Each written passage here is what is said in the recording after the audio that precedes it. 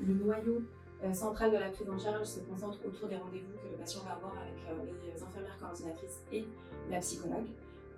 Ensuite peuvent en découler des prises en charge un peu plus spécifiques, comme par exemple l'intervention d'une diététicienne ou d'une assistante sociale, avec aussi des ateliers collectifs bien-être, avec un coach à part, des cours de méditation en pleine conscience, de sophrologie, de yoga, ce qui nous permet d'avoir une approche et une prise en charge holistique et de couvrir à peu près toutes les sphères pouvant impacter le bien-être et la qualité de vie du patient.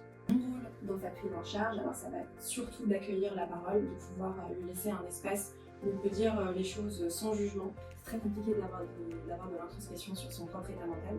Moi, je lui apporte l'objectivité, je lui permets d'identifier ses besoins, d'identifier les émotions, ses états émotionnels, qu'est-ce qui déclenche des états émotionnels qui lui paraissent désagréables, et ensuite de lui donner des outils concrets. Généralement, quand on les reçoit, c'est quand même sur un état d'épuisement professionnel, ou en tout cas dans les prémices d'un état d'épuisement professionnel, où ce qu'on retrouve le plus souvent, c'est une difficulté à gérer les émotions, beaucoup de rumination, un certain isolement social dans la vie de tous les jours avec la famille, même les amis et même au travail.